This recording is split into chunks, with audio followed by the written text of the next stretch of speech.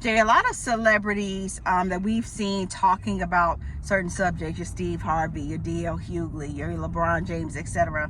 And all of these individuals seem to be talking from a vantage point that does not fit the majority of black men and black women in this country. And I think it's selfish.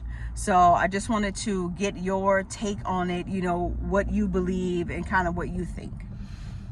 I don't think that a lot of them identify or understand or realize or choose to acknowledge the fact that they're lottery tickets.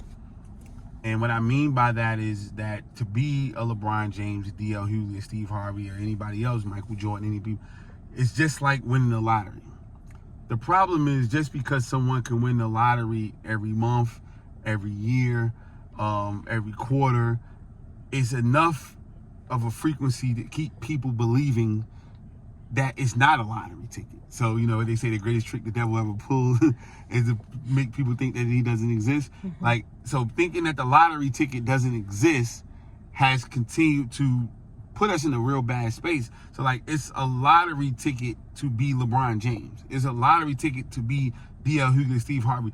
You know how many comedians are trying to be where they are and fail regularly? Like, they're not that. Like, that's not a thing, right? So when they start having these opinions on what and it's so like matter of fact. It's so matter of fact. People shouldn't be doing this. Men shouldn't be doing this. Women shouldn't be doing this. You got to be selfish in order to be successful. You got to be extremely selfish to be successful. And I'm sitting here like, okay, I heard LeBron say that. So I said, what's the alternative, right? Selfish to who? To whom? Because you've been playing basketball since you can talk good, right? And when you start to have a family, you were already in the NBA or right there going, right? So what is the alternative? What were you going to stop going to the NBA and spend more time with your wife? Like, no, she even know the assignment. Like, what are we talking about? You know what I'm saying? Once you, Steve Harvey and D.L. Hughley, once you get to a point where, you know, you're doing all this nonsense and you're going around and touring and you're like, hold up. Anybody that come with you, they coming with you for that. And not even so much when it comes to a D.L. Hughley, I don't like when he talk this nonsense. He do the thing about the men should do this, women should never work, and all this other garbage. Like, if I heard his story correctly, you've been with your wife a long time, and you always wasn't the breadwinner. So what are we saying? I think you need to tell that more.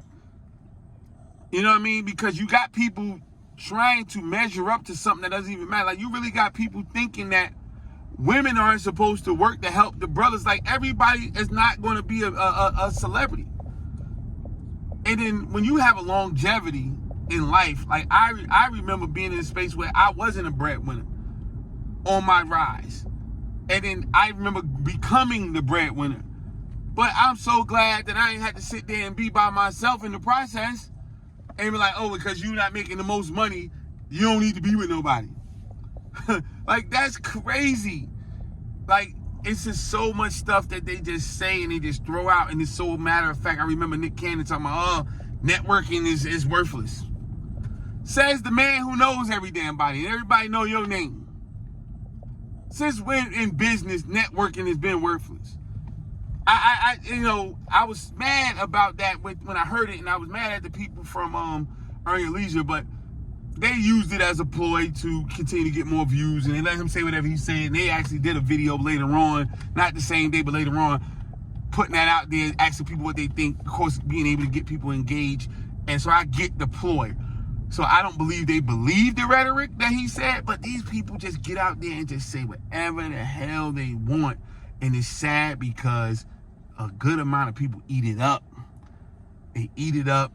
And then they're trying to measure up to these unrealistic expectations that a lot of celebrities set. And you're not going to say that you're setting the expectation, but you really are. You are the one that's setting the expectation that this is what it's supposed to be. And you're telling people to set, you're messing up somebody's marriage. You're messing up somebody's career. You know, people are not trying to do things without having people the proper support because they got to be selfish and all those other situations like that. And as opposed to, if you really had the mindset and understand that you're a lottery ticket, you will stay in a space of gratitude. You'll stay continuously recognize that where you are is a blessing. And also, again, I'm not going to take away from your hard work, but I just know, and you know, if you really think that you're not, no matter how hard you work, somebody works harder than you. And somebody is working just as hard as you and still didn't get the shot.